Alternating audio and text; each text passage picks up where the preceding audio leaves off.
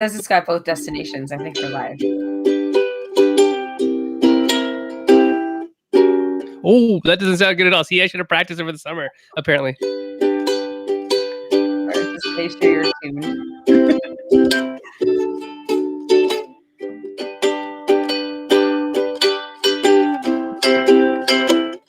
Meeple syrup. Hey, that's enough of that. I will practice more. I promise. I will practice. But what I was saying is I don't think I hit the right selected stream. So What does that mean? who knows? I don't know. Because it says edit scheduled and it says Facebook or Meeple Syrup Show. And then it says or from selected streams. And it's like, oh, that's where I have that stream that I selected. But I can find out. I don't. Well, it doesn't matter. Oh, look, Adam says we're live. Hello. See, someone knows. Adam knows that we will flounder around and talk about whether or not we are live until somebody tells us we're live. So Adam's like, I'm going to be the smart one and tell them that they're live. This is why we don't have guests on the first episode. So we can do this to ourselves. And this is Daphne, everybody. Oh, Daphne's so cute and tiny. She apparently doesn't grow, but that's okay. She's just a mini. She's a mini. Cute. I didn't know that Cocker Spaniels come in minis, but I own one now. And I don't know if they do. Do they? I didn't think she was the runt either. She wasn't especially smaller than her brothers or sisters, but she's very puppy sized and seems to stuck that way. But have you seen any of her brothers and sisters lately? Can you do that? I don't know. I probably message and see if they have pictures. Yeah. I'd just be interested. To see if she is the runt of the litter, the literal runt of the litter. Well, welcome everybody. Hello to Adam Young and Jamie Jones and Amy Bio and Helena Capel and Jay Bell and Steph Straw and Matt Paquette. Anybody else out there who's checking in from parts unknown? It's very good to see you here. Erica and I have, well, I won't speak for Erica, but I can assume that we've both missed all of you because it's been a summer. It's been a thing. Maybe that's some of you. No, I'm just joking. I miss all of you. Now, Erica has gotten to actually go to a convention, so she might not miss some of you as much as I miss all of you. So, because I didn't go. But it's almost 2 years. That's the crazy thing. 2 years since it was we realized some of us had seen each other and still counting for others. Yeah, it's been a long haul. It's been a really long haul. And it's all been on social media for the good and very bad of that all, right? Almost thank God for social media, but yeah, obviously not an exchange for actual human contact. Well, no, not an exchange at all. And also I think that social media has gotten the best of most of us at least once or twice during this whole year and a half, 2 years almost that we've been kind of stuck in social media land. So let's talk shop for a bit. We are today going to do our September 2021 kickoff, which means looking back, seeing what we did over the summer while we were on hiatus, which is usually our 2 months in the summer when we say, hey, no more Meeple Syrup for 8 weeks. And we're going to do some work. Well, did we get any work done, Erica? Did we? I mean, I worked a lot, but not on Meeple Syrup. No. I mean, well, that's what the hiatus is for. It's not to work on Meeple Syrup. It's because Meeple Syrup takes up time. So we need to do other things in the summer. Yeah. And usually it's for going to cons and pitching games. And that didn't happen as much this summer. But what did happen this summer for you?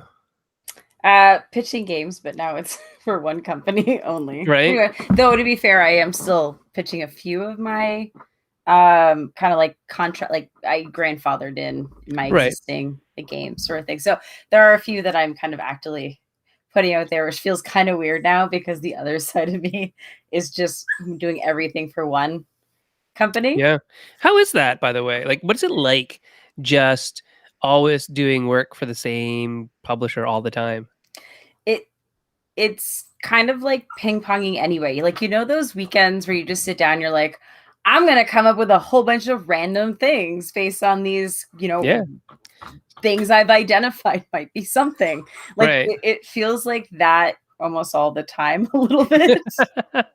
Which is kind of your ball of wax, really, when you think about it. That's what one of your major strengths is. I was going to say, I'm an idea generator, so... Yeah, your take on creativity and ideas and being so fluid in the brainstorm sessions. I think that's a real strength, and I'm sure that's what they saw in you, and that said, "Oh, this person's real good at this. let's hire her." It's fun, but it's a little wacky sometimes. Sure. Do you get a lot of constraints like placed on you, like say it has to be this and it has to be within this box and all this stuff? I don't know. Sometimes. Yeah, no, Yeah. sometimes. So for example, especially things before I got to Spin, they would Yeah. be sold or committed on what I would basically say they sold them on the components, but I can't tell you for the life of me what the game was supposed to be. So now it's like, here's all these bits, make a game. So I've done that a few times now. But thankfully we're coming to the end of those where I can actually be like, I'm going to help pitch, like I'll come up with the concepts, so pitch them together. That way, at least I know that the games work, and then we'll get into the details, right? Because if, you know, let's say that client doesn't want it. Oh, Sen just went black. Oh, he's back.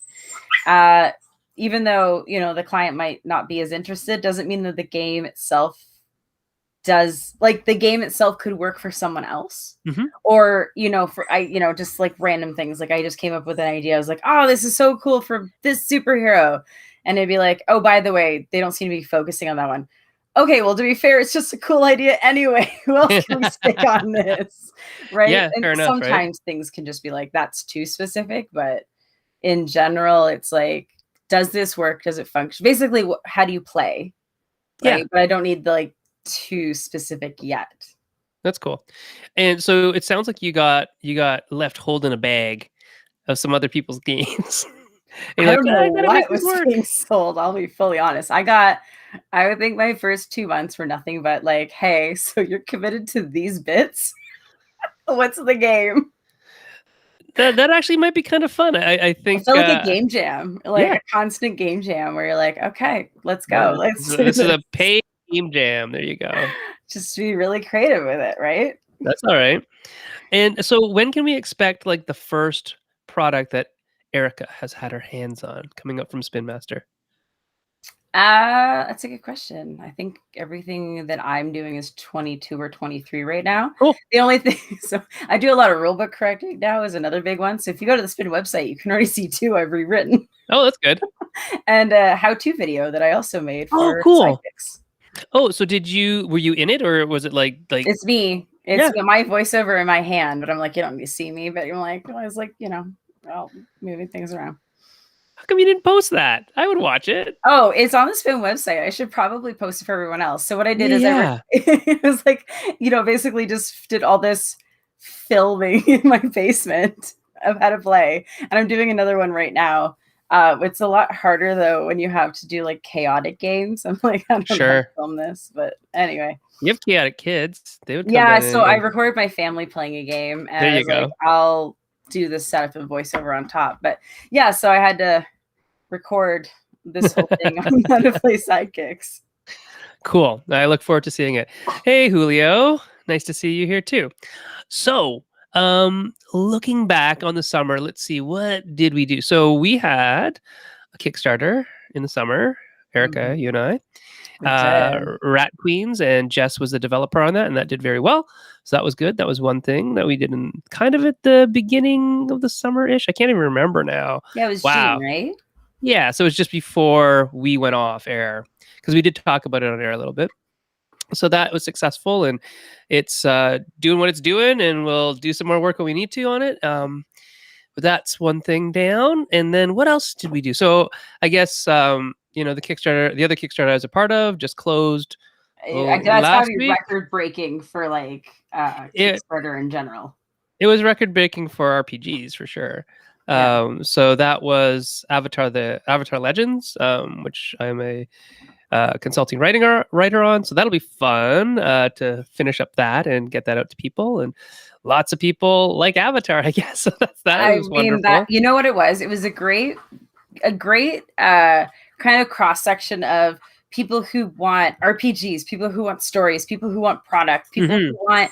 It was really interesting, and I think it just proved that if there is starved audience for some things, it's amazing what it can do, right? Yeah. Because this appealed to so many people for so many different reasons, and it might actually have nothing even to do with RPG for some of them, but you know, who cares? Yeah, no, that's a very good point. That RPGs are very accessible in a lot of ways because in many, many, many ways, they're just books, right? They're books that have rules and some dice and some stuff with them. And if Or you don't really want to use fun those dice, details, yeah. right? So let's say you just love a world. Sometimes these branded RPGs are a super deep dive into the details that like people just love, Yeah. you know?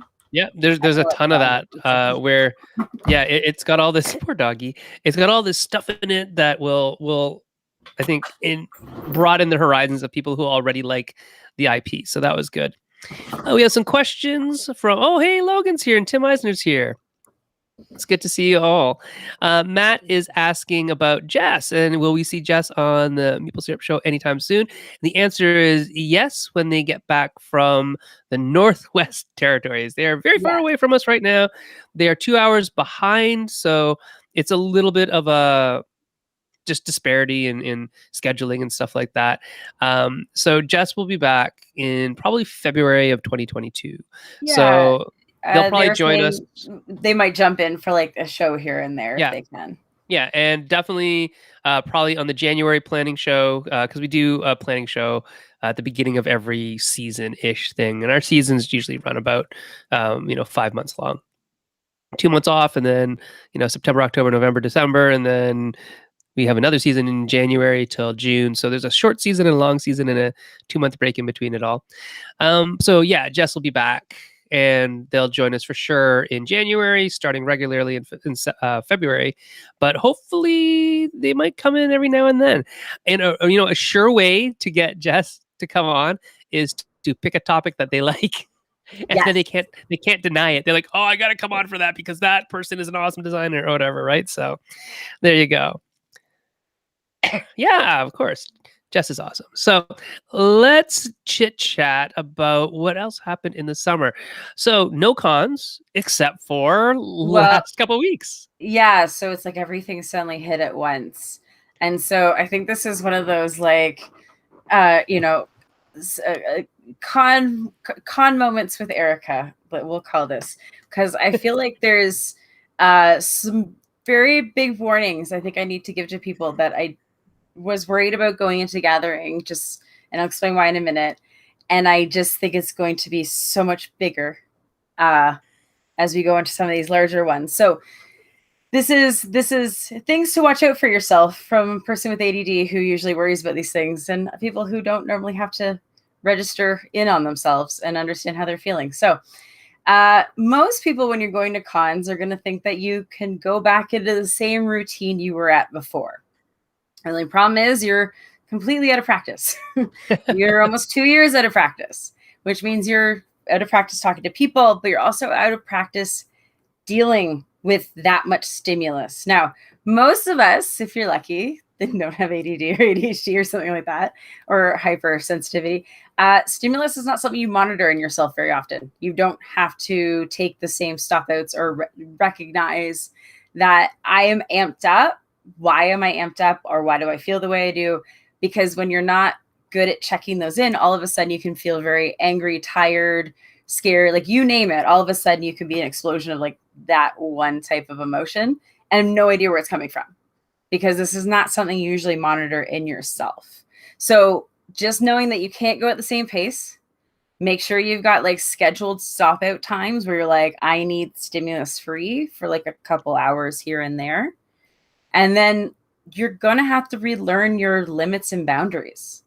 It's not going to be exactly the same. So, I attended a gathering a couple weeks ago, and it was only a couple hundred people, and never at the same time. And there were still times when it was like, this is a lot of stimulus. This is very overwhelming. So the idea of something like Gen Con, which could be like 20,000 people, I think you have to go in genuinely as if this is the first time you've ever done this, because it kind of is, and figuring out where and how you feel comfortable again, and knowing that it's okay to be like, and I'm done for now. I'll see y'all in a few hours, or maybe not. And that's okay too. You don't have to overdo it just because you haven't done it in 2 years. And that's a really good point. A very good point with Erica. Con moments with Erica. Well, I don't. So this No, is I one. think that's I something don't think people don't think like appreciate. this, right? Or they never had to. Like in all honesty, most Yeah. people didn't have to think about their self-regulation because that's not normally something they worry about. But you actually are going to have to think like that until you figure out where your comfort levels are again. Very good point. Very good point. Cool. Well, you know what? Helena is a little bit rushing here. She's rushing us. She's like, oh, what's gonna happen next? So okay. We'll flip this and we'll now start looking forward instead of looking back. And we posed this question on August 30th on the Shop Talk page. If you're not a member of Shop Talk, get on there. We like talking to you. So here are a couple Shop Talk topics. That's a lot. That's a mouthful to say. Try to say that 3 times quick, Erica. No. Where people have given us our meeps have given us a bunch of stuff. Some of them from people who are right here. And John Dubois said, these all sound like things, Erica, that you said that he should probably have been doing before the pandemic, right? Know yourself. Yeah. And Jamie Jones is saying that he personally still doesn't think he's ready for big cons. And I am not as well. So. Will say that was my major takeaway from gathering. And again, that would be like attending a very, very, very small convention, and by most standards. The week started feeling very long very quickly. Just because it's a lot. And I was just like, and I think I'm ready to go home. And I love all you people, but I think I'm still ready to go home. I could actually sense that from your posts. And it was just like one of those things. Yeah, like I'm ready to go home. And I know I was not the only one. There were, and there were people who didn't realize they were going to feel that way. That it's like, sure, I think I want to go home now. And you're like, you know what? Just see how you are. Like, take a moment, Isn't that a Tiffany song or a Debbie Gibson song? Which one? I think I want to go home now. Oh, I think I think I'm alone now. It is. I'm just joking. Oh, okay. But you know what's funny is the other thing that people have to recognize is that those 200 people, when we're at the gathering, we know like almost all of them personally. They had to be they had to be fully vaccinated. Most people had tests coming in and leaving. Right. And so great. Again, there was even people were anxious there. But you can't guarantee that same sort of stuff once you hit thousands. No. So personally, I don't know if I can do it yet. Yep. I am booked for PAX U, which I mean is smaller compared to what some of these can be, especially on the gaming side. But yeah, I don't know. I mean, let's wait and see. Yeah, a lot of it's gonna wait and see. So that Helena doesn't get like super bored with us, let's talk about what's happening in the future. So maybe this is a thing. What do you think? Beth Rimmel says, I don't know if this is appropriate to tackle, but I recently learned about hate raids directed at actual play broadcasts on Twitch that feature diverse players. Maybe it's more of an RPG thing. Yes, totally. And video gaming. I don't know, but maybe something on that and what newbie AP streamers can do to lessen the effects. So that's a really interesting topic. And Twitch and other forms of media are kind of beyond me at this time personally.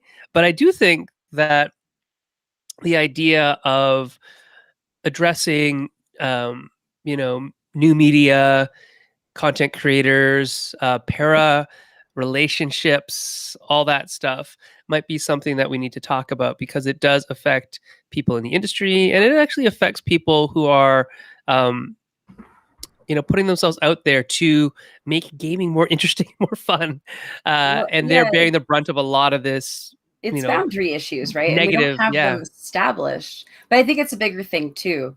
If you watch it the way that people use YouTube and Twitch these days, it is their cable TV. So the way that they, bounce around, it's almost like watching like nonstop public access with more, more budget or, more skills. What the difference is though, is that at least if it was, classic media styles, the interaction's not the same. Right. Whereas here, these people have direct access. Yes. Yeah, and those para relationships that are kind that you think you're friends because you talk to them every week on Twitch, those get pretty dark pretty fast, or can, right? So we have to be aware of those things. It's kind of funny because I'm just reading our list here of people who are in the chat, and I know every single one of these people personally.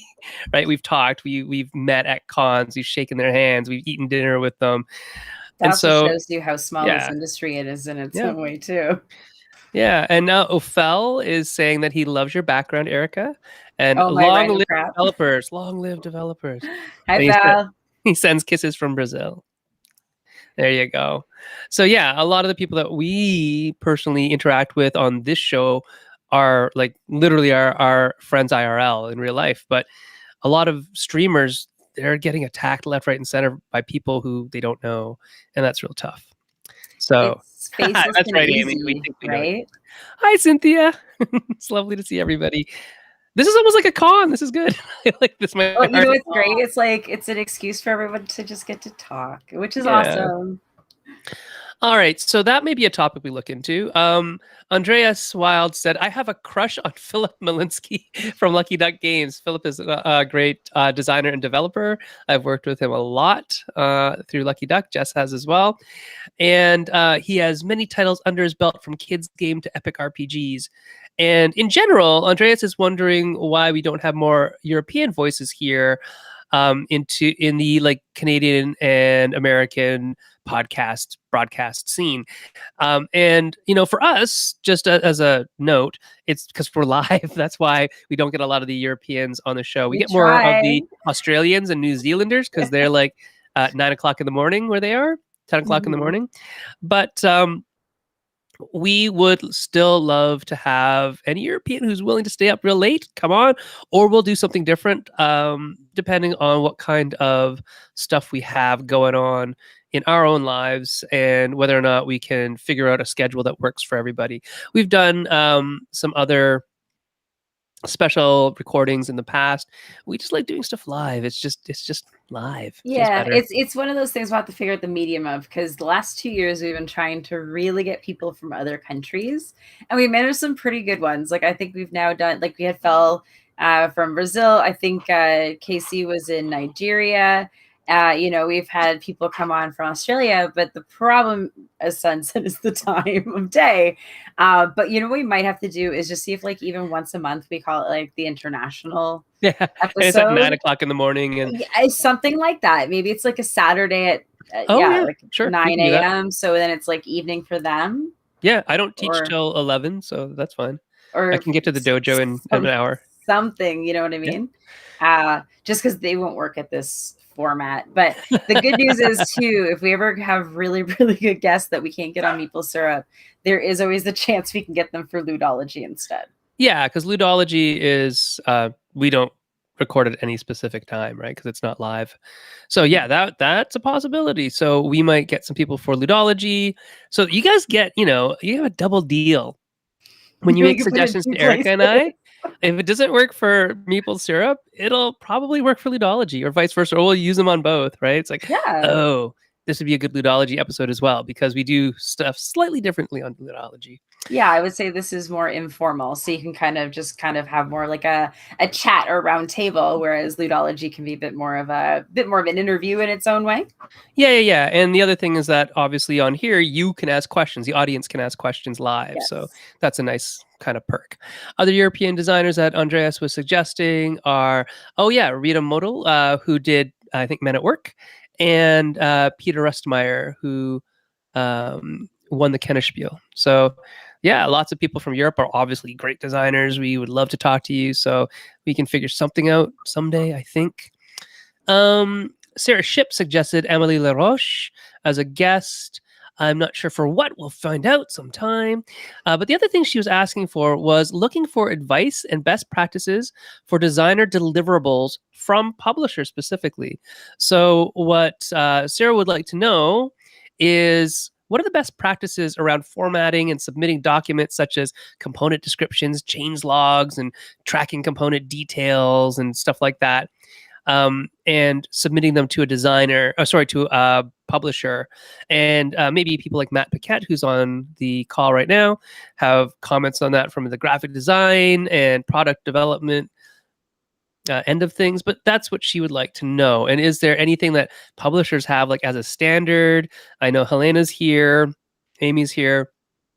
Are there standards that you would like to see when people submit files to you, who aren't the graphic designers, who are just like the game designers, who are the game designers, right? And maybe don't have it all laid out properly. So actually pricing is a really interesting one, because I have to say mhm, that is definitely a skill that whether you kind of mean to or not, you develop over time. The more you work with people, especially as a designer, where you start to be like, oh, well, deck runs are like these, component costs are roughly these. If they want to get per unit cost to this, they might have to do this in the box for this. Adding this puts the box cost up by this. You start to learn that. And I mean, you learn it very fast, I'm assuming, if you're a publisher. But it is something you do genuinely start to learn as a designer. And mhm. I think there probably is, like, it'd be neat if we came up with like a basic of how much does this kind of cost, and where do We can make you a game. well, because there's things that you don't think about, right? People who box everything themselves, people who pay people to assemble, people like Mhm. there's so many different layers of Oh yeah, this. there's always ways to save, right? There's always ways to like save a little bit of money by beating the feet with your own street with your own feet, right? To put a little elbow grease into things, but Yeah, like the you don't things want to you do that for learn that you did. 10,000 boxes. Yeah, the things you learned but didn't realize you learned, but it's like it all goes into these factors, because there is one of those things where it's great to shoot for the moon on a prototype of like what you would love this to be, but there's Mhm. also something to be said if you kind of inherently understand the cost of what you put together, because then when you're pitching, you're also kind of saying, this is roughly sitting at a $30 game, $40 game, something like that, because you kind of start to see it. Yeah, I think that's a great skill. And that kind of appraisal skill might be something that we can bring in a uh, manufacturer for, publisher, all that kind of Mhm. stuff. Matt Paquette is saying in the chat that he created a web form for component schemas that populates a Google sheet, information like type, size, how it's used, where does Mm. it reside on the table versus the hand, what special print treatment does it require, like dual layer, spot UV, et cetera, et cetera. So Matt is on the ball. Amy replied that she only self-publishes, so she doesn't take external submissions, so she just makes what she wants, which is cool. And Jean Dubois, I keep saying it with a French accent. Sorry, John. John is saying that because there are fewer weather sounds on Meeple Syrup, he would like to file a complaint. Because if you've ever listened to Ludology, we all like making the storm sounds, the lightning round sounds. Oh, But here on the Meeple I Syrup just Show, like listening to Scott attempt to make lightning we, noises. yeah, right. We actually do have sound effects. You just can't hear them. It's the sound of snow falling. That's all that happens up here in Canada, you know. Yeah, if you ask anybody, there's once you hit the border, guys, it's nothing but snow. Nothing but snow. John lives in Detroit. He knows the border. He knows where of what we speak. We could Uh, make up our own sound effect, but the funny thing is actually, so I actually wanted to put a sound effect in for ludology, but Scott wanted to do it himself, so now I'm like, "Now you have to do it." that is okay. And so Sarah's question really boils down to that we often talk, and I know I do a lot, we talk about how to get the pitch in and how to get your game to in front of a publisher, but we don't often talk about what happens after it gets signed and what we have to submit and what your deadlines are and all that You know kind of what? That's stuff. a good one, because different contracts mean very different things and Yeah. what that end looks like. And so maybe we actually do one like just focus on, okay, what happens after, let's say, the prototype Yeah. has been contracted. Yeah. So yeah, what is the designer responsible for between signing the game and the Or game what actually you do being published? ideally hope happens Mm, after that. Because right. let's be honest, some contracts include developers, some don't. Some Mm, timing scope is a big creep. Scope factor, creep. right? Kickstarter stretch goals. Those are the death of me. Yes, have you discussed all of those first, and such and such and such? Jess is on the chat right now saying they'll pop in from time to time this season. They'll be back as a regular in the new year. And yes, they will. That'll be awesome to have Jess back. Um, Other questions. Let's see. Oh, Helena, this is a question from you, or a note from you. Helena says that she is very interested in the board game media moving onto newer platforms like Clubhouse, TikTok, etc., and how they are reaching newer audiences because of it. Maybe we could do an interview with Benita Carr, who is doing such a good job with it. And yes, so Benita is on Twitch, and then I think Twitch is a big. It's definitely for board games where I think people have been using it for, RPGs and like talk shows and all these things, or even just streaming video games. But it's amazing how much board games, or especially like board games, are getting a hold over there because you can play with everybody, including the audience. Yes. Yeah. And then Raina is doing TikToks, like little short 1-minute things. So I think there is a really, I think I sense a little bit of a thread to pull on here in the meta-analysis of it all. That new media and dealing with all the media stuff like para relationships and hate raids and stuff is a something we should probably talk about. So I think if we combine Beth's and Helena's thing, we might get something out of that, which is great. Oh yeah, and Beth actually just said, oh yeah, and Raina. Perfect. Those are two people who we love to talk to. Andreas then asks us to say, hey, what's it like inside Prospero Hall as a game design studio? And such studios still are rare, but might become more of a thing. And how are their game design different than traditional designers? And so that might be interesting. I think there's definitely a rise to the gaming group designers. I think Prospero Hall might be a bit of an odd man out in that all of them are one person. Yeah. What could be interesting more though is look at what, like, for example, Flat Out has become. Yeah, Flat Out does a great job of that. Very reminiscent of like what a lot of the collectives in Germany do. It's these design groups, right? And they work as a unit. And so I think Flat Out's probably the best North American example of this, but I don't doubt more people couldn't start, collabing and creating their own groups. Yeah, like a little design house. We've often talked about doing a design house. I've talked with Jess and Matt and Jay, and it was originally Jay and me and Josh, but then Josh goes to work with Helena for some reason. I don't know. Working with your spouse. Anyway, so yeah, I think and I'd love to talk to the Flat Out team anyways because I think they're wonderful. So maybe get them in. We've already had great Funko people on, so.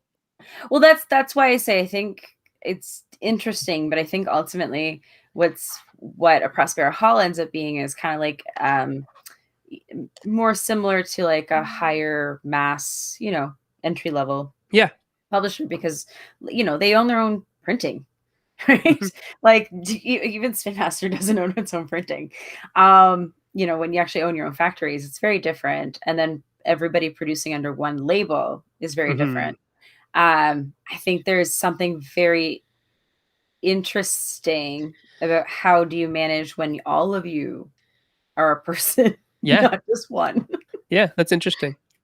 So yeah, let's see if we can get in touch with Flat Out. I think that'd be a wonderful thing. There's like 5 of them, right, or something like that. I think there's 3 main people or 4 main people, and then they kind of work with other people around in different ways. Yeah, I'd love to hear about how they function, because I do think this is a good option for, let's be honest, things might get a little lean in their own way going forward. Even though gaming is like a huge growing market, the risk taking is going to get very interesting because with the way the costs are going.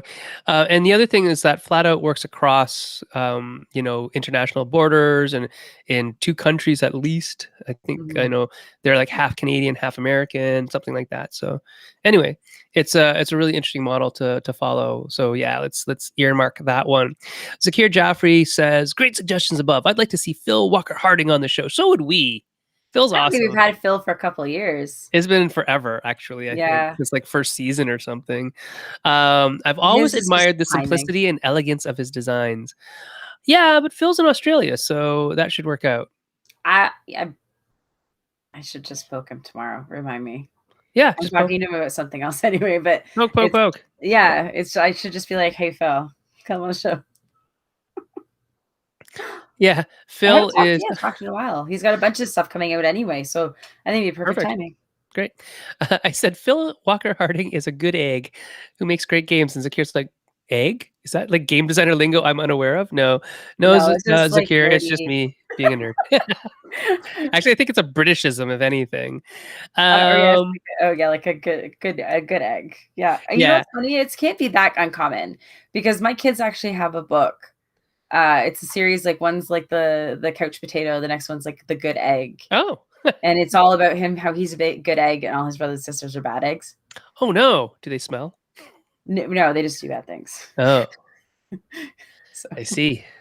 Miklos Fitch from Our Family Plays Games would love to hear from POCs in the industry, people of color, on the subject of marketing to underrepresented groups which are really unaware of the wide range of modern board games. You're not talking about creating programs to talk to high-risk school kids, etc., etc. No, But like to grassroots folks, movements for yeah, like those specific communities. I think that's an excellent idea. yeah, but to folks that can afford the games that the industry is pumping into the world, right? But are just literally unaware. Yeah, because that's not their segment, right? Like Yeah. that's what I'm saying. Because grassroots are often the most difficult. Like, but when you can manage them, like, sorry if you can hear the barking. That's okay. If you can manage them, it's like you're tapping a whole new market, and they really pay off. And the funny thing is, they don't have to be expensive, but the problem is they're usually very time consuming. Yeah. Is the trade off. Yeah, So, it's a anyway, lot that of would be really cool. time and effort to make headway into a new market. But like Erica says, new markets are fresh people, right? And usually, if you're the Customers. first one in, you are usually and don't mess it up. Yeah, well, that's what I You was are gonna the say. trusted brand, and Yeah, that you become the becomes brand actually leader. that's a really, really big thing. Yeah, well, yeah, I mean, you can actually see that at work in specific communities where a brand has led into that community first, and generations past that, everybody in that It's community loyalty. still buys that thing because it's a Yeah, trusted name, and that which company did doesn't not do happen. wrong by that community, right? Yeah, honestly, brand loyalty is a hard thing to get, especially in gaming because people don't pay that much attention. Yeah. But to be fair, they don't pay that much attention on a lot of products either. But if you can get somebody to genuinely trust what you do, they don't often stray to other places. No, the loyalty is quite intent. Zach Connolly wants us to bring in some convention organizers to talk about how they have fared the last 2 years with Ooh, lockdowns, or mandates, and how they safety manage, like, practices moving forward. yeah, or Yeah. I'm really curious. I think there is still definitely space for online conventions, and I Hmm. think there's definitely an accessibility thing that needs to continue. What I'm curious about is how many of people like are going to embrace this the idea of the dual con, or somehow separating the digital and the physical, because Right. I do think there's a market for both. Yes, I do too. So I've definitely talked to a lot of people who may be disabled and not able to travel, and they're like, digital cons are it. Digital cons are the way that I can be part of this community. Even somebody like myself who has respiratory illnesses, it's like, oh yeah, this is probably a good thing for me to stay involved and still talk and still give panels and without having to risk my health while this whole thing is going on. So yeah, I see a total thing. There were definitely talks at the beginning about people, like groups running both. Like, we're going to do our digital in this time and our physical at this time. But they're both a lot of work, right? And so, are you splitting your audience? I don't think so. Actually, I really think I you're think actually you have one for gaining. both. Yeah, if Yeah. you choose not to do one, you'll probably do the other. Yeah, well, that's true too. But what I mean is that if you are doing both, you're not going to get half the people at one and half the people at the other. You'll probably still get everybody who can travel at one, and then the people who are less likely or able to travel at the second one, plus some of the people who still would travel because they just want to play games at the Mhm. digital one. Is your digital one going to turn dividends like your physical one? No, because it can't. It doesn't do the same thing.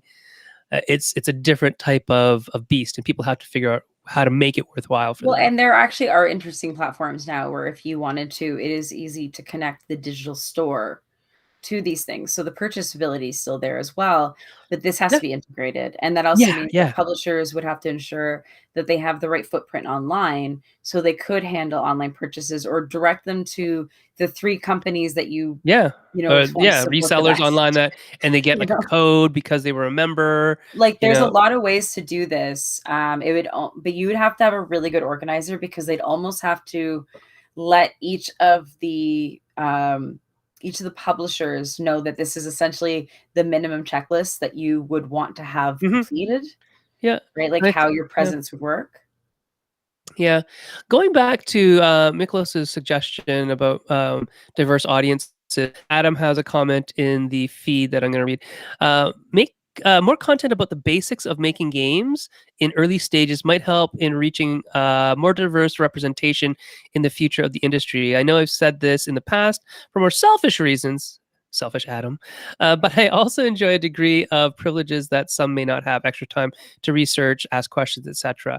So maybe having some 101 stuff, how to, some very basic things, content about that might be something that we can do, either on the show or kind of off the show too. Like we can run that kind of stuff or produce some media about that might help people who want to do game design, just don't have the time to do all the research and ask questions that Adam is able to do, and put it in one repository. You think about how lucky we are that we have such a huge design community kind of at our disposal. It is very different when you're watching a group full of designers putting things together and competing against that than trying to figure it all by yourself, because even if you don't intend to, you're always gonna be learning when other people around you are already kind of doing the quote unquote right thing, or like are pushing to do the new thing. Right. So gathering is almost an example of what do you do when you have all these people who are trying to already push the envelope, and that's where you're going to start to see it. That's going to push you. And if you don't have that, which I mean, most people don't, let's be honest, it's like not like magically this, it takes work to set up a community or find others like you. It's not the same because you're going at the pace of everybody around you. And that's not necessarily, I'm not saying it has to be a bad thing. You don't have to run at things. Everyone has to be me. But there is something about the company and what you learn just through being in that environment. Sure. And because we've actively watched, like how many people have me and you both actively watched design, develop, like on the spot, right? Like, or, together or long term, or like you learn so much faster watching others do it too. Yeah. I just talked about that in class today. Social learning theory. That's social learning is a huge thing, especially if you value what they're giving. Yeah. So I'm going to read a couple more off the chat, and then we'll go back to the forum.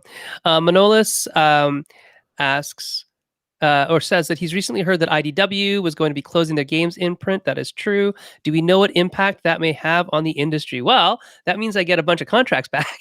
That's all that means for me. This wasn't that shocking. No. So a little insight is that, their print is where they make money, like 100%. That is where most of their money comes from. Games hasn't really ever done that great, especially recently. So I think it's just, and this might be something we unfortunately see more of in the industry in general, is that if it's not viable, are you going to keep going? Especially at the cost we're at now.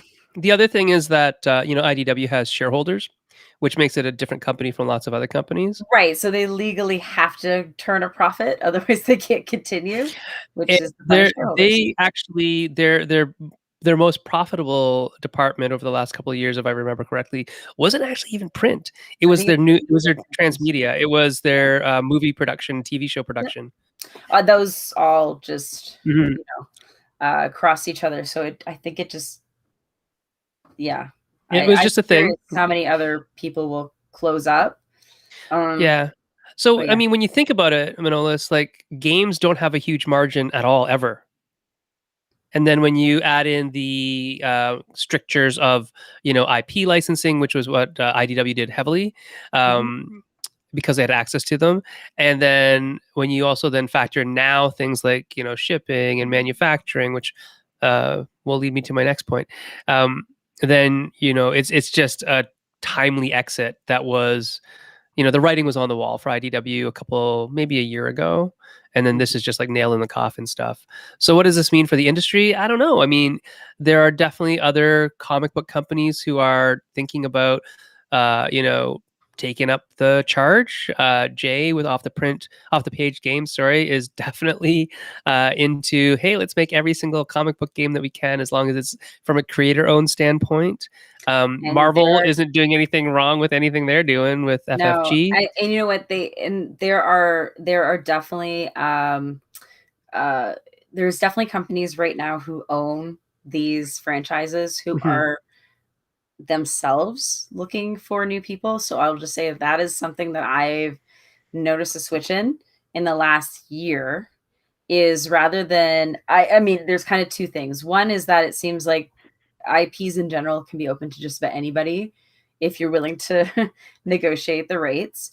And I mean, to the point where people who would never have been considered for license, you have a chance. You just have to be willing to, yes, give the money over.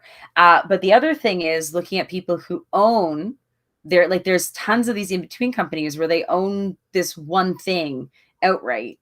And rather than kind of get lumped in with somebody else, they're now going to be searching out people themselves. Yes. To start making, these side media pieces like games. Yeah. And those media pieces like games are actually really, they're right for the certain things. So we've had so much feedback on mind management, Jay and I, people all around the world playing mind management. They've never, ever read the comic books. They almost invariably, people who haven't read it will message us and say, and now we've bought every single thing that Matt Kint has ever written, that kind of stuff. And for Matt, that's exactly why he did this. It's like, it's a brand extension. It's perfect. He loves games. He's our friend. We play games with him all the time, but it's like, yeah, that's exactly what I want out of this, is my stories to be told more and more, people to go back to my things. And, if you're really being mercenary about it, buy the things that I made. He's not, but the idea is still there. Like, I want people to find mind management through whatever avenue it is. If it's games first, wonderful. If it's the comics first, great. If it happens to, become an Amazon or Netflix show and they come back and read the comics later, perfect. Well, and those wonderful. are options now. So we live in a very different space where all these things are slowly bleeding together. So there's also the chance of being the first to something where maybe there wasn't as much before. If you can find those right overlaps, right? I mean, fingers crossed we can manage the same thing with Rat Queens, where people are like, hey, what's this crazy thing? Right? I'm going to go buy all the wacky ass comics now too. Some of them are real wacky ass. Yeah. I love them all. But that's what makes them fun. Yeah. But obviously check your ratings before you go into something. Yeah. Paul Saxberg, going back to that comment that I had about the shipping and manufacturing, was wondering if addressing the current manufacturing and shipping situation would be a topic of interest to people. And I think, in our line of video casting, I think people definitely would. And I know Allison Chase is listening and watching, and somebody who can speak to things from a logistics standpoint would be great to have on the show again. I don't think we've ever really had somebody on the show who could really get down with logistics. Or at least that wasn't their focus when we brought them in, because you've had a few different people who do some of these planning, but I don't think we really got into like the global shipping issues. Yeah, we talked more about like distribution and all these, because at that point it wasn't as big a deal getting your shipping container over here. And now it is. So Allison, maybe you'd like to be our expert on that. Allison is the next person in the chat who said, online conventions allow me to participate in so many things I couldn't otherwise. And she hopes they stick around. Amy thinks that there's a market for both online and in-person conventions as well.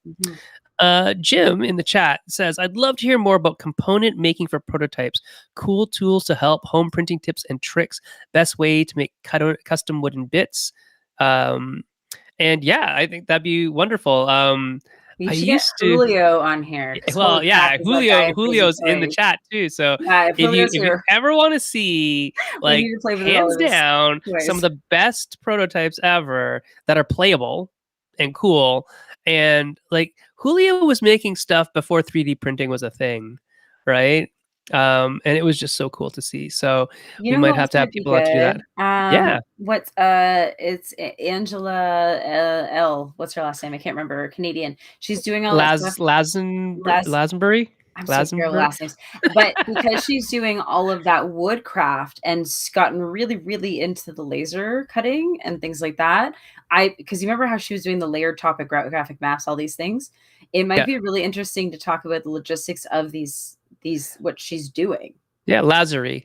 Yeah, because she's jumped like feet first into all of the wood cutting. Yeah, well, it's become her business. So That's exactly it. And I yeah, think there's something very fascinating about that because, not everyone has a 3D printer, but to be honest, it's laser cutters are a little bit more prevalent. So you might have an easier time getting one of those. And, you need space and you need space. If you're going to yeah. have a 3D printer, there's chemicals, there's things to worry about. Laser cutting, not quite the same. Hmm.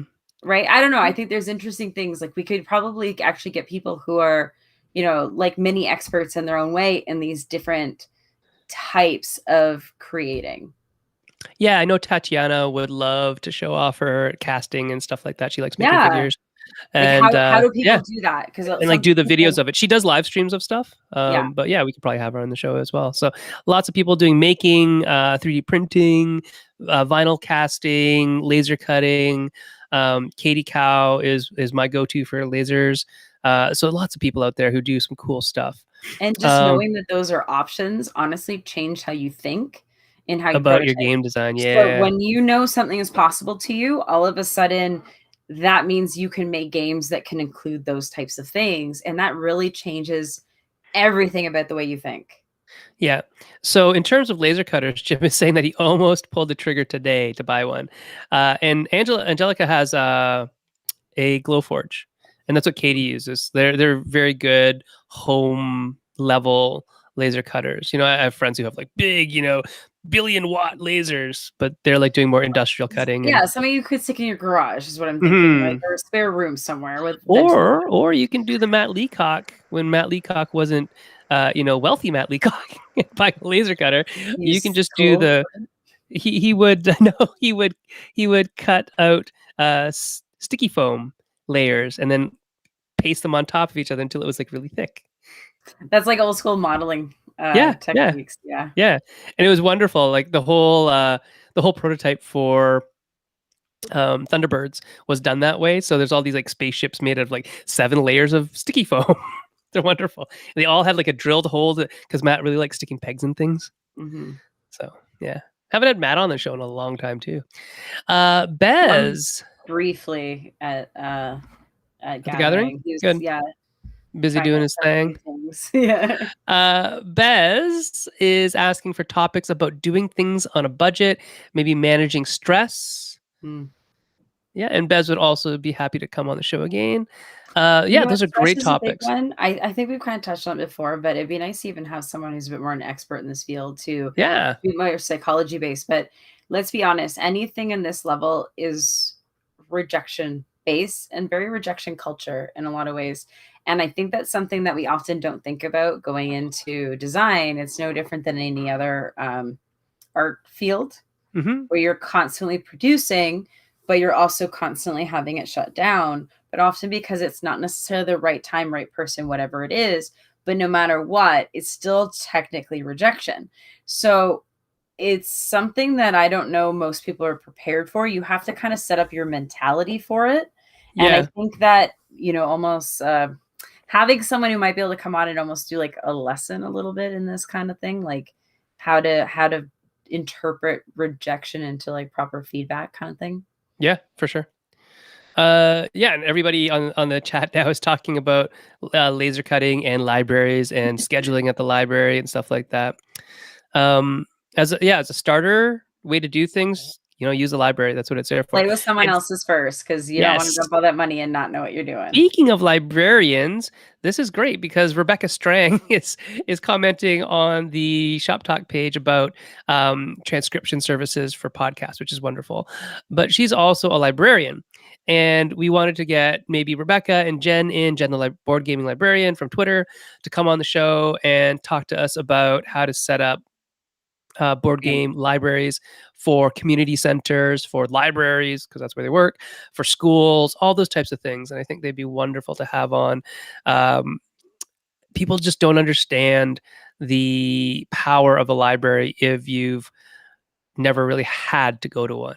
I mean, most of us have been to libraries, but have you had to go to a library? Right. We're talking about are accessing communities that don't know you exist. Yeah. This is actually one of the perfect examples of that. Yep. Imagine if you get people in young enough that they recognize these games that, gamers have on their shelves, and they already have all this base knowledge. If they walk out like that, imagine the games that they can pick up, because the biggest barrier or design, exactly. Because the biggest barrier I've really started noticing this trying to watch people create for mass is just the understanding of what mass knows and doesn't know.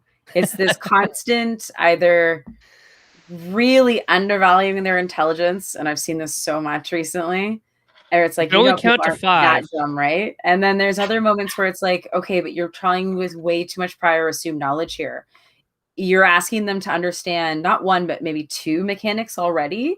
It's like, how did they get there? And so you need that exact middle between those 2 things. It's really hard what that is.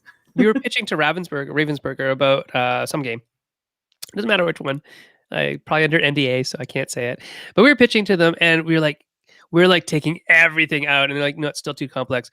Still too complex. It is still too complex. And we're like, then I guess it isn't much of a game. They go, yes, that's exactly what we want.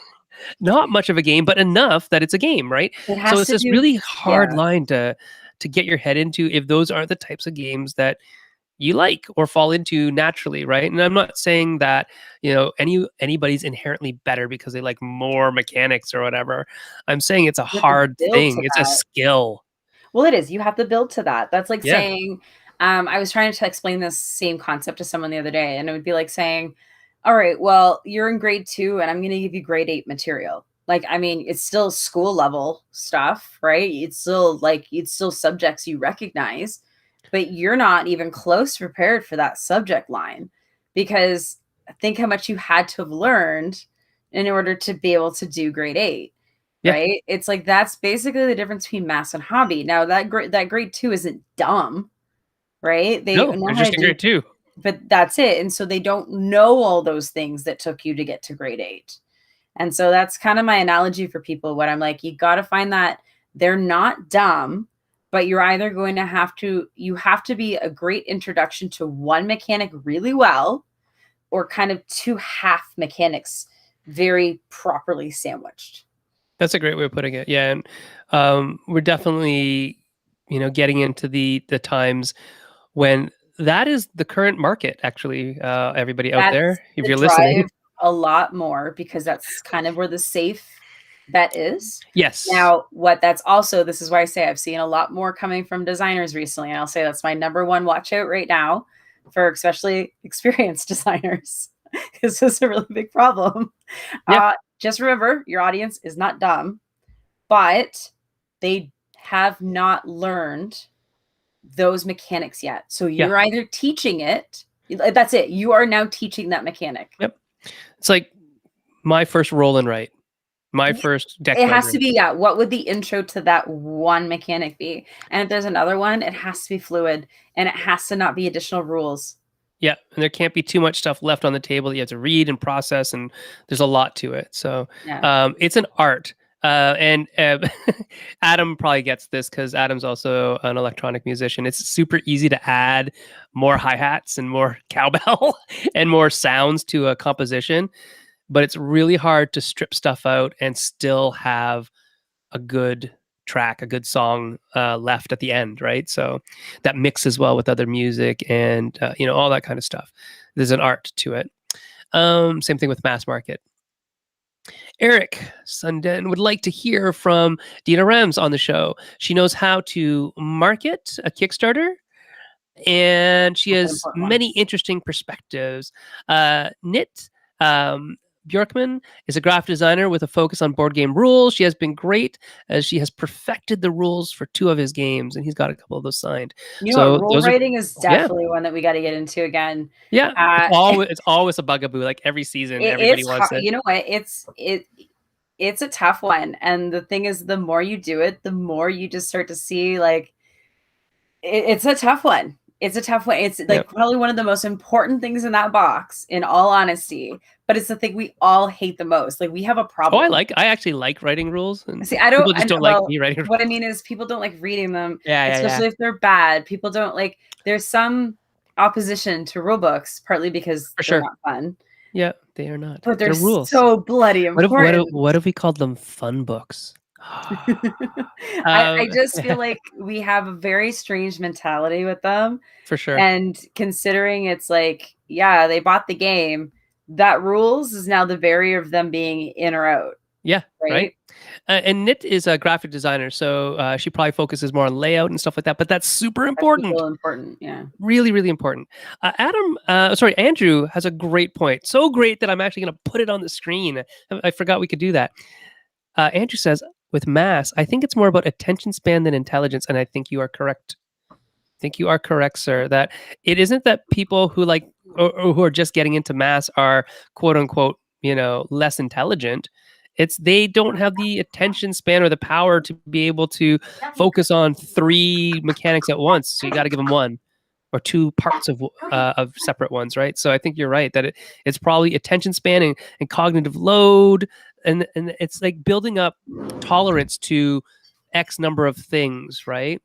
So you're just training wheels. It's training wheels, right? And then as we add more mechanics, we take the training wheels off. Jess is making a suggestion.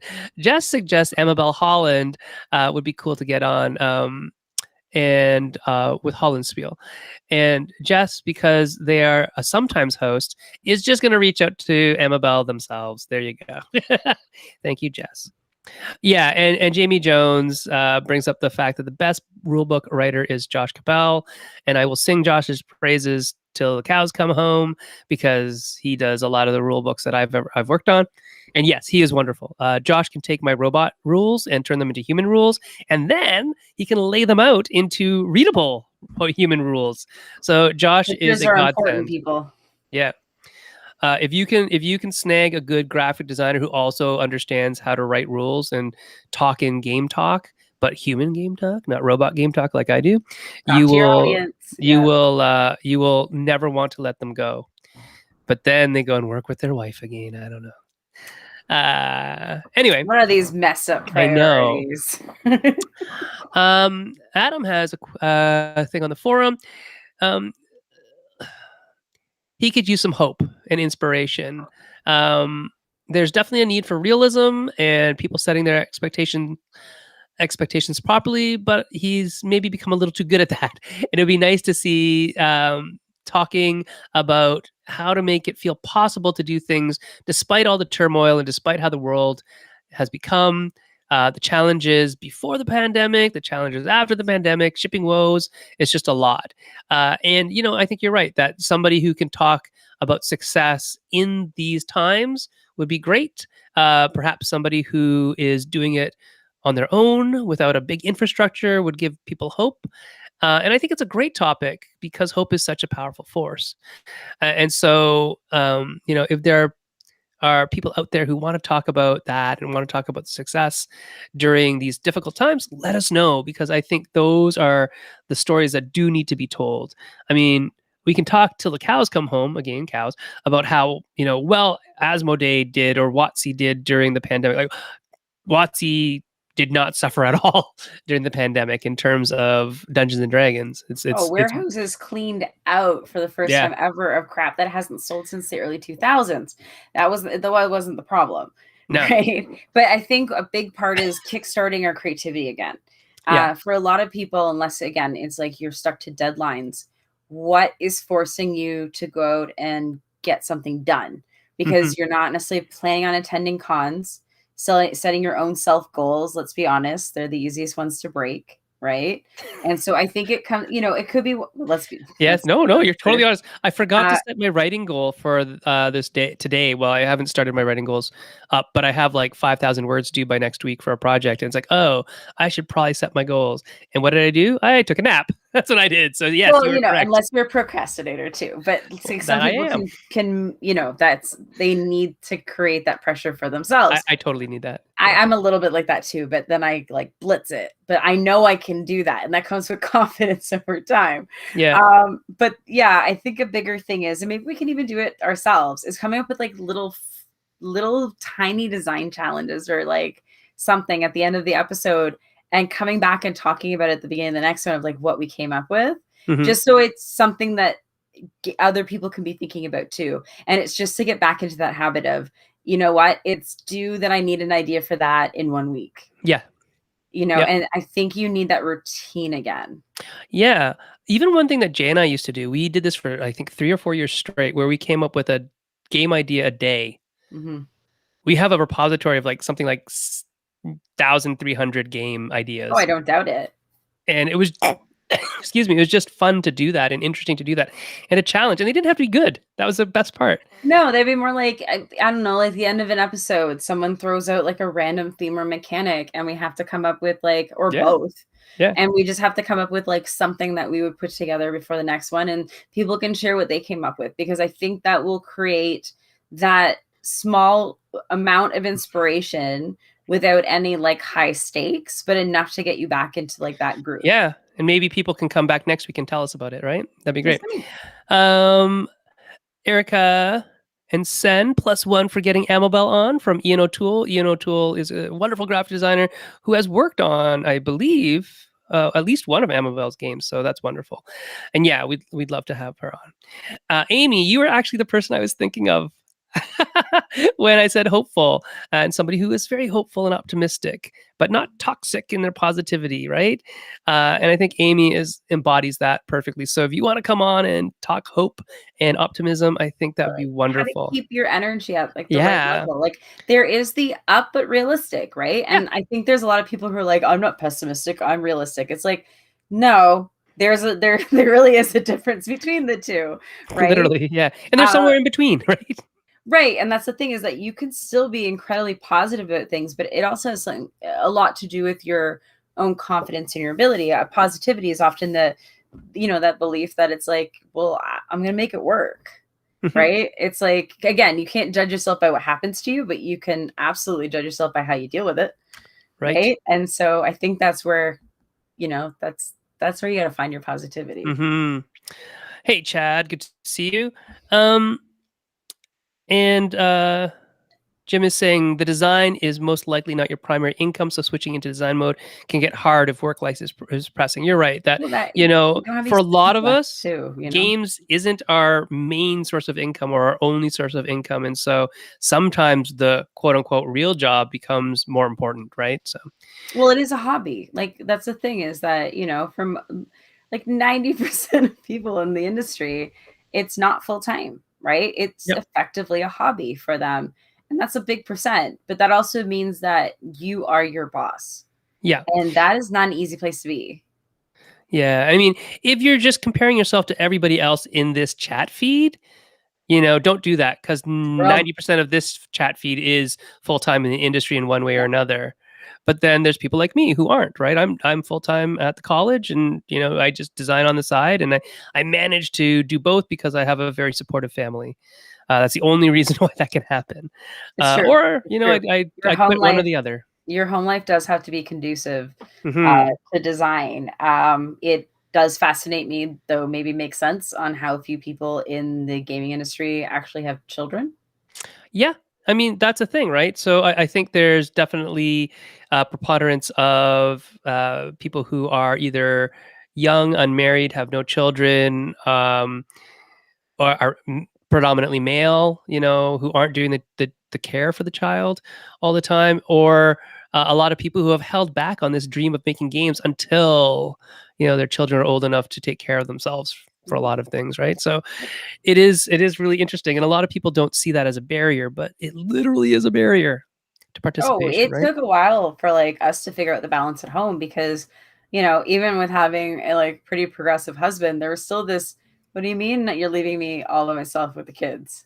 Right? Right. And it's like he's not incompetent in any way, but it's just this without even thinking about it, Yeah. this kind of double standard of, but aren't you just better at it? It's like, why? How am I better at this just Like because seriously, why? Why am I better? Like because I'm there's supposed to be? That's literally not how only things probably work. like one year of that child's life when biologically that's true, And but even it then, doesn't I mean it didn't has to be do then, right? anything. Like Exactly, right? I had literally no control Yeah. over most of that. So Yeah. it's just one of And those you can things that's also yeah, unrealistic. it It's just is. like, Totally. just because you had them doesn't mean you're magically great at it. Right? Chad is just exemplifying this right now. He said the kids are almost in bed for school tomorrow, so now he gets to work on his games. Hey, Very true, it's very true. luxury of time, luxury Mhm. of all of these things that, a lot of people don't have to consider. Mhm. Chris Baki, sorry, Baki rhymes with hockey. I still remember that. Wants us to talk about physical playtest organizers to see if there's a playbook that can be established from their experience. And what he means by that, because I asked, I didn't know. People are running real world playtests, and how do we get people to put in feedback, sign up properly, present their COVID pass, which might be a thing. Who knows? Is there a flow chart that helps people determine what kind of games they should play test? All these things. He's wondering if there's something out there to help people who are running playtest groups to run them more efficiently. I think I think there's something it's there for sure. interesting. Yeah. Because as much as it's great to get playtesters, there is 100% such thing as the wrong playtesters. Yeah. Most And people can't see also the wrong way past. to run a play test, right? Well, Now that's those it. people And don't come back anymore. there's a lot of people who can't see past their own likes, right? And so that's something you can cultivate over time, over time. But if you're going to invite someone to test out a game, you almost kind of have to know, unless you genuinely know that they're objective, like really good at being objective of like their own, personal thoughts and feelings, which is Right. like a magical ability most people do not have. Yeah. Odds are, if it's not their type of game, their feedback might not really be relevant to you. True. Ian O'Toole says that he's found that joining a group or creating a small group of people who do what you do and are at a similar level of experience is really helpful. It's very therapeutic to have a safe outlet to vent to every now and then. That's good for stress. Yeah, that's a good one. That's a very Um, important one. That's you creating your own small community, right? yeah. And they understand what you're talking about. It makes a big difference. So like we have nobody else in this chat. We have an Asians in tabletop, just a little group that we talk to, and it's just really easy to kind of, for us anyways, talk about things that are related to us and our Asianness, and not have to defend it or not have to. People don't question, "Are you sure that's racist?" and all that kind of stuff. So that is very invigorating in a lot of ways to not have to defend yourself all the time. And I can see that in the same way, with people who are at the same level where you don't have to explain yourself all the time. Like, yeah, I get that. That sounds like a great idea. Keep on going. Yeah, you can talk things out differently. It's Mhm. like when you get to the point where you can use all gamer speak and someone knows exactly what you're referring to because you just shortcutted the conversation, right? Mhm. Or you can have a talk of like you're like can already start talking about if someone suggests something, you'd be like, oh, well, it's interesting because I actually ran through this, and this, and this is where I outputted. Like, where do you see it going? Because you can talk at that level now, Yeah. which Hey, normally James you, is here. There yeah. is another Asian in the house. So Yay. you say it and they appear. Yeah. um, Kathleen Mercury, speaking of shortcuts, shortcutted the whole make a suggestion and just suggested that she come on the show as a guest. I mean, I And always love talking to we love her. Kath. So yeah, Kathleen is currently in Bucharest, I think, I think Romania. so. I was gonna say it'd be interesting seeing what the gaming scene is like there too. Yeah, or how you teach game design in a language. I don't know. All sorts of stuff. So that's where Kath is right now, which is wonderful. Catherine Dreyer said she'd like to hear from Emily Willix and other people who specialize in editing and creating rule books. So that would be a good one if we can get Emily and maybe Nit at the same time to talk about the writing of the rule book and the layout of the rule book and how that synergizes into a package, a product that is readable and understandable. Incredibly important. Yeah. Styles change, as with all developing genres. And Catherine is interested in what a current style guide would be and examples of games with great rule books and why they are great for either current fashions or even better, ones that are timeless. That'd be good to have a catalog of, like, even if you get people to vote too on what rule book do they think honestly it's just well done, because it doesn't really matter what it's for. Ozart's doing something that other people could be learning from anyway. Right. Yeah, even if it's not great overall, maybe one part of it is really cool. Also, Catherine is interested in accessibility in rule books. Being neurodivergent, she is exploring the best ways to teach rules to her to other neurodivergent people, but there are so many considerations to include, right? Like visual clarity, colorblind friendly, text color choices, all that kind of stuff. And she's an artist, so she's very interested in to hear how these all balance out in the end. So not just the words, but what's the presentation and how do we teach? That's very important. Honestly, I think things are too word heavy. And I'll be fully honest, guys. You'd be amazed how many rule books get, like, just to save some money, there'll be a few less pages. And this is true of a ton of publishers. And so sometimes when you want that best rule book, the designer probably did too. There might be a reason that cost is often the reason that it ends up being very text heavy and not getting maybe quite the picture layout that it should, because a lot of people are picture readers and then they go back to the text. When you don't have that, though, it's really hard to find reference to where you're at. Right. Yeah, I love this. Jay Little commented on Catherine's post saying, having read and graded literally hundreds of rule books as a professor in game design and written a fair share of his own, working for FFG and beyond, he agrees that this would be a really interesting topic to cover. And then Catherine said, what does an A+ rule book look like? So what's a rubric? What is the rubric that's actually for all of us teachers out here? What is the rubric put one for this? Together where it talks about, like, there's probably, the main categories of, like, clarity, step by step, visual. Because if we can write a rubric for this, we can publish it for everybody to have. Yeah. And those of us in the teaching profession understand rubrics, but we can also teach you how to use a rubric. That's super easy. That's another part too. Super easy. Like, how would you grade yourself on this? Yeah, exactly. And then you take your rule book through the rubric and see, hey, maybe I can improve it here, or maybe this is really good, but this is not so good, right? Because there's going to be some deficits in everybody's rule writing as we go. So yeah, there is something that we can do to make this a good thing, a product for people to have. And really, in the end, that's a lot of what Meeple Syrup is about, is making tools to help designers design better games. Ian O'Toole, real job alongside side job is super hard. Yes. Getting burnt out. Jamie Jones is talking about doing design work for toys and stuff after families go to bed, and people are talking about being wiped out after they put their kids to bed. Yeah, it is true that there is a lot of luck to be able to transition yourself into full-time game work. And so there's definitely skill. Don't get me wrong. Ian, if you've ever seen Ian's work, you'd understand just how skilled he is at graphic design, and Erica in game design. And, it is a lot of that, Are you financially able to do that? Go go full-time freelancer. I never see it, and to be fair, I couldn't. Right. Like this was a full-time job where it was salaried, right? Right. And so that's like, it's also knowing, like, what you can do.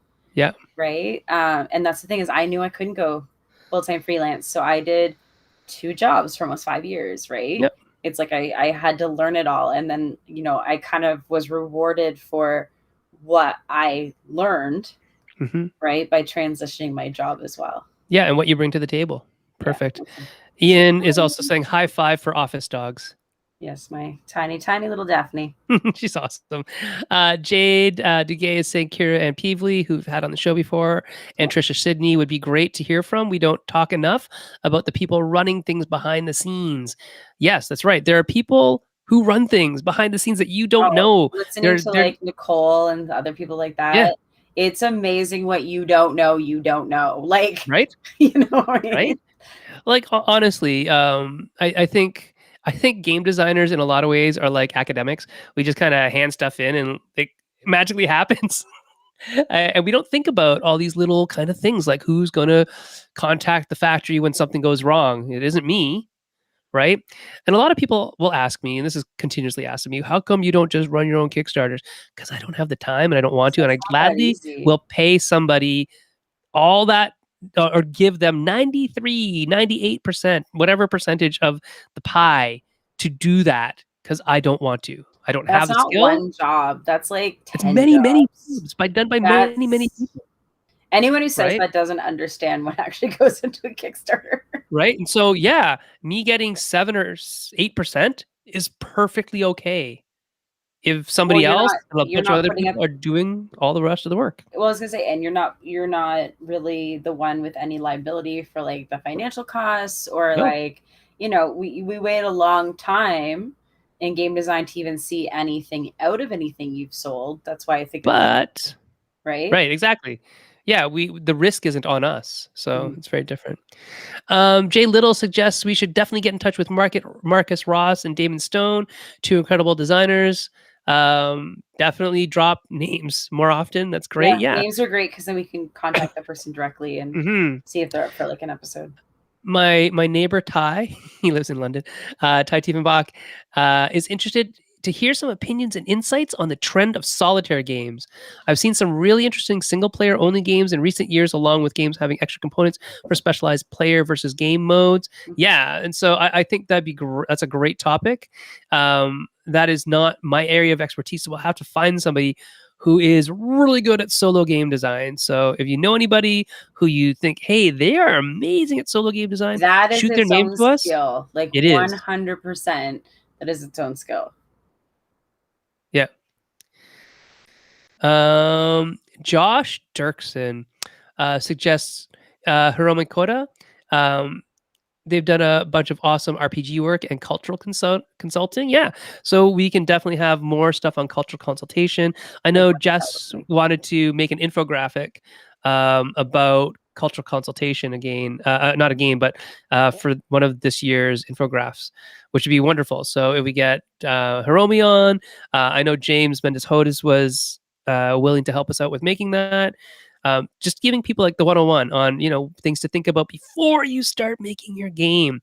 So here's just like a kind of a highlight note on that is that if you are getting, you know, somebody like me to consult on your game after you've designed your game and expect a rubber stamp on, you know, Asian stuff in your game because they have, you know, an Asian consultant, that's not going to happen. Most cultural consultants aren't going to do that. We kind of need to be involved earlier in the process, and we need to have a voice, and we need to have some authority in saying, yeah, you can't do that and you won't do that, you know, that you have to agree to that. And so starting out with this mentality ahead of time and understanding how to use cultural consultation to your benefit is very, very, very important. So yeah, that's something we'd like to produce this year for you. This is a great one. Helena would also like to suggest David from Pematawe Games in Edmonton. That's a indigenous game store in Edmonton that has a youth program. They had quite a bit of buzz early in the pandemic about you know, supporting youth through games. And they also do some cultural consulting, and that would be a great interview. And you are correct, Helena, that would be wonderful. And so maybe we can reach out to them. And yeah, Adam commented that he was going to suggest it as well, and that the folks at Pematawe Games do some Twitch streaming. So there we go. So we can reach out to them as well. Hello, Kate Finch. Adam is talking about time and experience that having the time and experience to make things happen, becoming good at something to make it able to be Kickstarter ready, you learn fast that there's some things that you just don't want to do, and you Or you not your also learn skill. that there are people that are really good at it, and they're worth every penny that you are paying them. Ian actually pushes back against the idea that a designer doesn't have as much to risk. I Oh, I think meant that, it purely financially. yeah, But yeah, you're right. Is like, I yeah, mean, there are things that you didn't see the dividends, like what you got out of it for another like up to 2 years 2 years, later. yeah. And most people can't live like that. Yeah. But he's right in the fact that there is a tendency for people to undervalue people's time in this industry and place value mostly on the cash required to manufacture / the value of the pieces in the box. And you are completely correct that one. And that was not our intention to talk to Yeah, downplay I meant more the like human heavy cost. holding up the financial cost. Yeah. The sheer amount, and also that the risk of, if the project fails, I still have that game, that company might be sunk. Right. Mhm. That's the kind of risk we're talking about.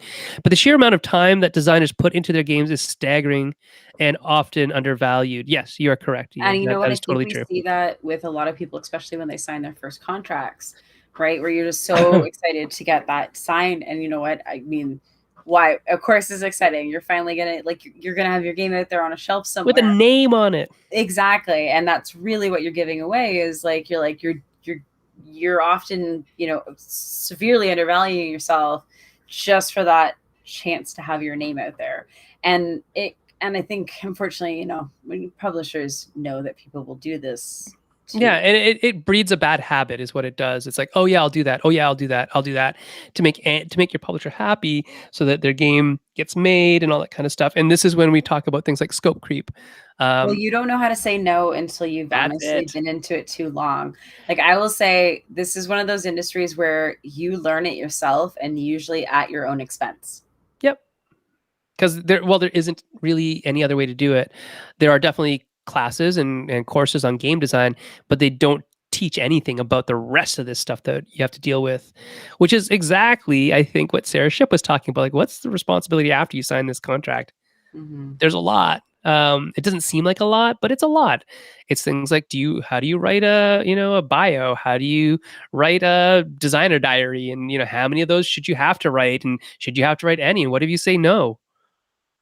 All those things. And Yeah, these are just like is 500,000 word things, international but profit for the possibility is yeah. like, is like there's a lot of things where, especially if like, are you giving them something that they can build more games off of or more in the space? Has that been included? Is like, there's Yeah, so yeah. Some of that's many legal and places this contractual, could and some of it's go. not, right? Jamie Yeah. Jones says financially, the designer's number of hours often doesn't get covered by the money paid, and that is Oh, entirely not even true. close. Not Yeah. even If close. you worked out an hourly rate, it would be laughable.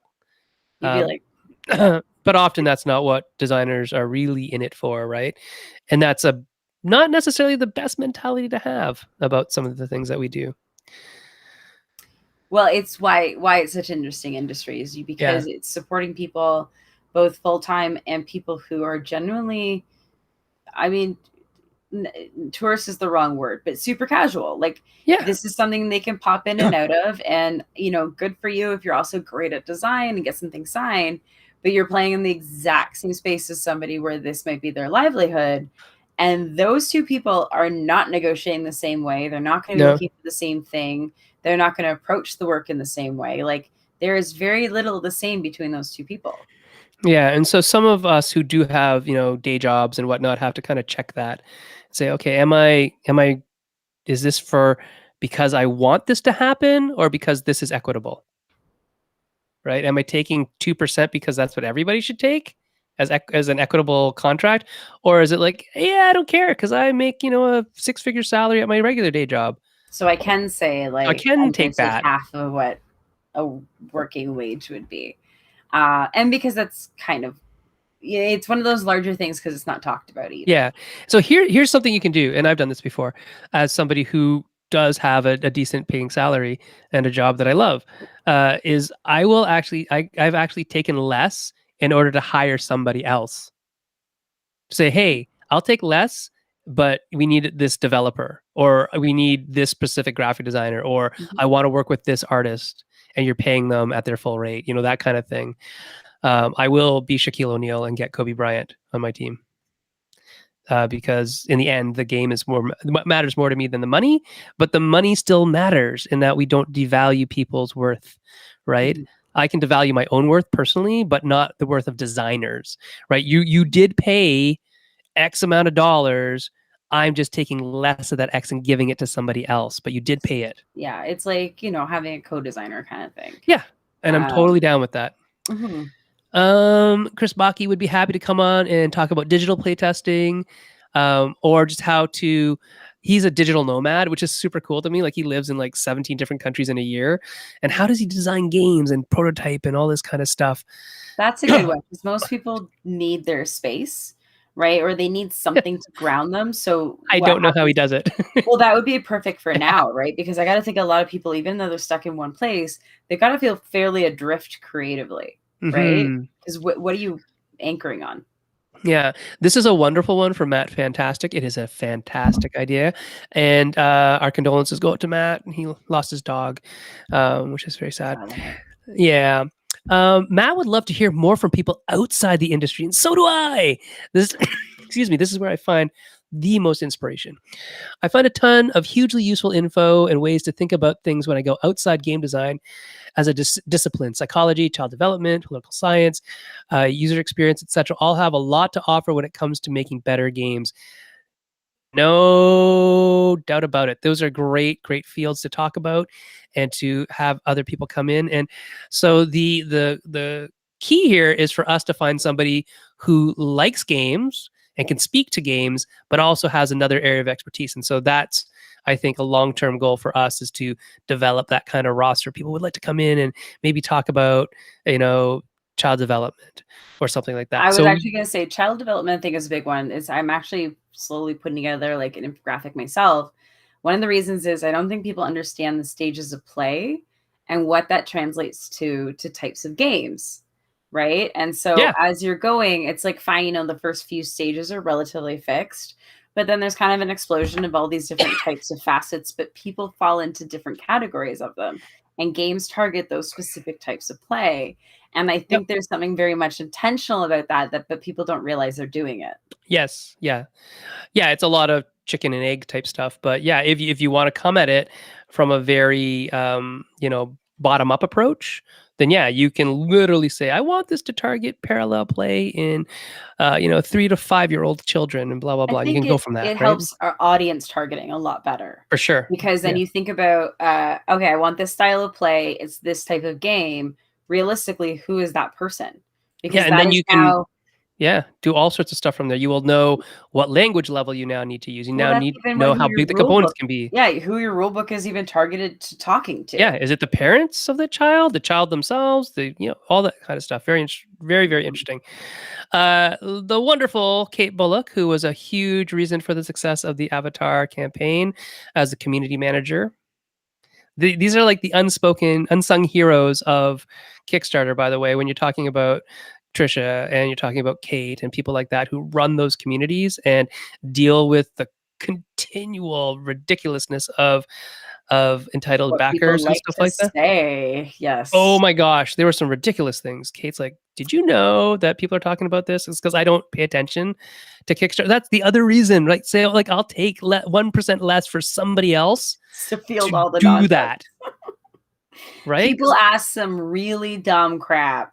Or not even very entitled crap on Kickstarter if you haven't. At some point, it's not even dumb or entitled. It's downright offensive. That too. Right? But they usually kind of start offensive, in all honesty. Yes. Kate would like to talk about how to be a great convention guest that gets invited back. That's really cool. Kate's a wonderful person, by the way. So I think she'd be lovely to have on. There we go. And that's it. That's our list. I know we're over. I know we ran over. But... Yeah, it's been a few years since we had Kate on too. It's been a long time since I've actually seen Kate, and we like live around the corner from each other type thing. Pictures on Facebook. Yeah. Tool says it's weird and sometimes worrying how mercenary it can feel to ask for payment for your time. A lot of publishers assume you're happy to spend hours at their booth, write diaries, etc. It's common with any industry that most enter through their hobby. Underline their hobby, right? Because we are passionate about this. And so some of that kind of stuff we need to think about. How do I build that into my contract? How am I getting paid for that? I can whip up 1,000 words pretty quick because I like writing, but that doesn't mean I should be not paid for it, right? Just because I like it. Means that might not be a skill someone else has. Exactly. And so we're setting these precedents of all of it. Yeah. Right. Because it is really hard to understand when you're allowed to say no sometimes. Totally. And there's a power dynamic, right? Like if I say no, what's going to happen? Kind of in charge, and you don't know how far that goes. Yeah, or how they'll feel about you saying no to them when you say no, I can't write that, and they go, well, it's going to affect our Kickstarter. Now, yeah, exactly. Exactly. What was their experience like with other designers? Are they holding you at the same level? It's a wacky one. Mm-hmm.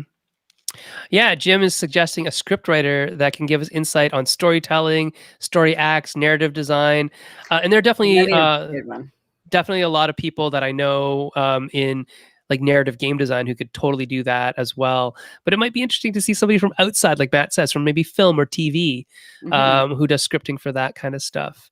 So yeah, and Kate is saying at the end here, I like the work I do too, but I absolutely deserve to be paid a fair wage for it, as does everyone else in the industry. Completely true. And it's funny, and I know this to be completely a fact, that I have made more money developing a game than the designer will ever see from that game. Because I bill out at X number of dollars an hour and I put in 100 hours into it. That's the upfront rather than what you might get as a back end on percent. Yeah.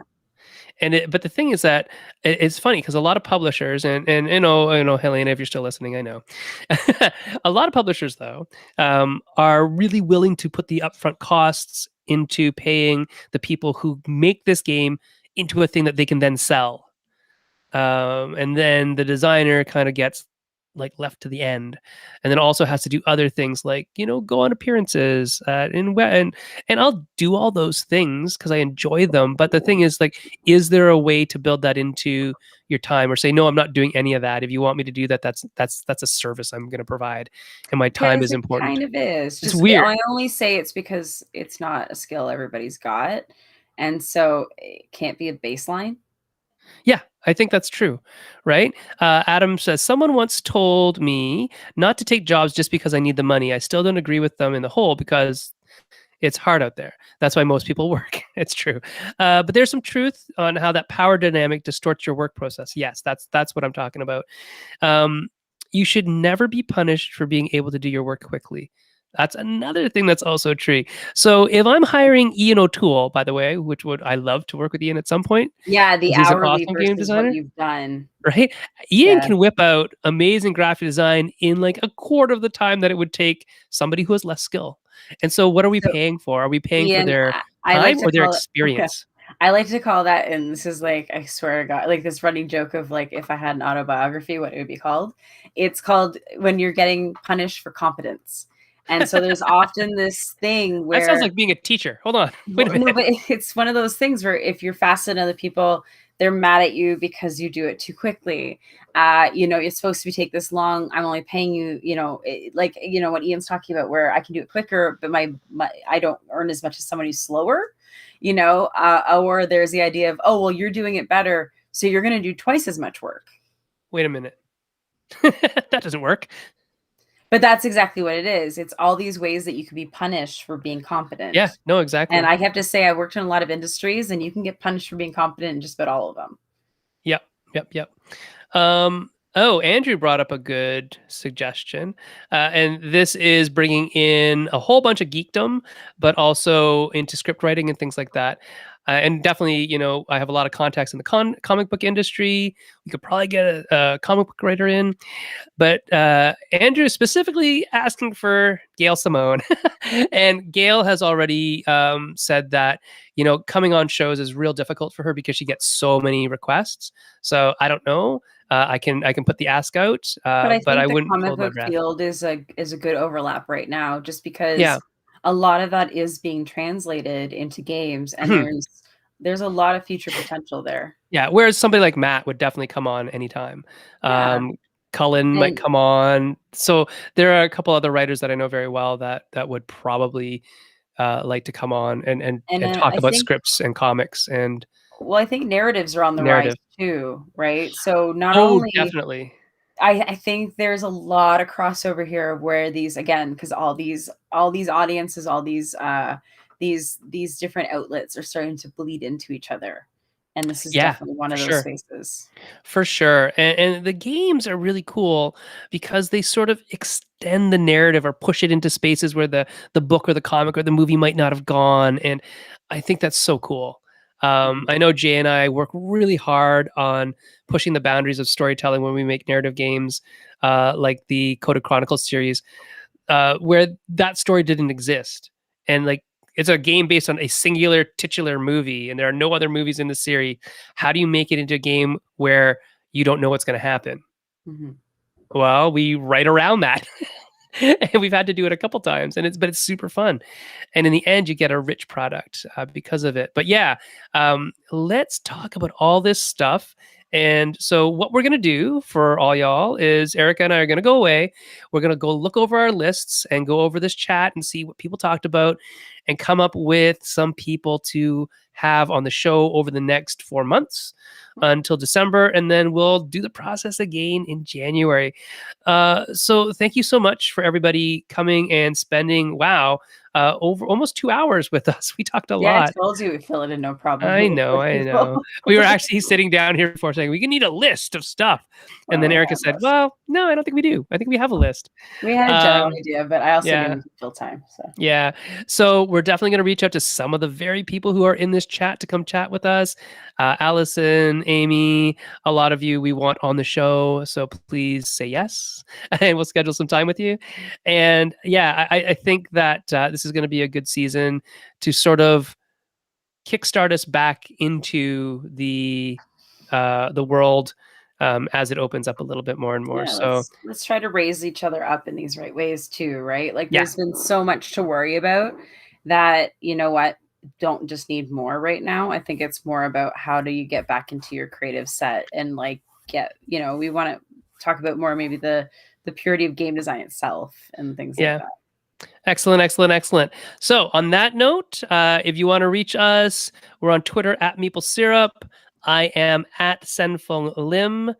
Erica is here at Erica Buyuris. Mhm. We are both the only people with those names, so there you go. You'll find us. Yeah, and again, as always, if you'd like to support us at patreon.com/Meeple Syrup, that helps us keep the lights on here. Hey, Erica, I don't know if you knew this, but this software that we use Mhm. is like $33 a month. I didn't know it was that much when I signed. I think it's increased in price over the last year.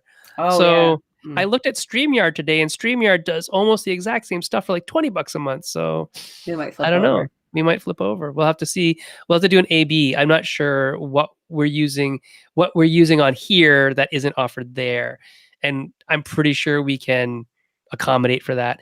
The other thing that StreamYard does better than this, it might not do all the fancy stuff that we do with graphics here, which is whatever. But I think StreamYard you can actually have up to 10 people on. Oh, because we're limited to 4, aren't we? We're limited to 4. Yeah. Well, that'd be Yeah. nice for like big group discussions. Yeah, those big group discussions are cool. They're a little hard to manage sometimes, but we can do it. We can do it. Or at least have more of a rotation. Yeah. Right? Yeah, and that's just to note that Meeple Syrup doesn't run on nothing. It runs on the kind, gracious donations of our patrons, and we will keep on doing what we're doing and creating some more infographics for you. The rubric for rule books, I think that's an awesome idea, Erica. Let's get on that. And I know Jess wants to do the one on cultural consulting, so let's talk about Yeah. those as our projects for the fall. And I'm working on getting our podcast up and going again. Oh yeah, thanks very much. Erica is the podcast master, mostly because I don't know what I'm doing with those. So there you go.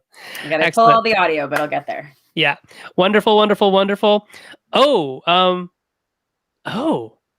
I'll have something really important to tell you all, hopefully soon. And I'm not sure what we're gonna do with it, but we have something coming our way. I'll tell Erica off air, but the rest of you can find out later. Erica needs to find out about it sooner. So there you go. All right, and next week, who knows? We were talking about potentially we had all those librarians interested in coming on. I think we were looking at maybe compiling them next week. Yeah, so that looks like a good one to read them about. So we'll go do that, and we'll get you all updated on our schedule over the next little while. All right, thanks very much for watching. We'll talk to you all soon. Have a great night, everybody. It was great talking to you. This was actually very invigorating, so thanks a lot. Bye.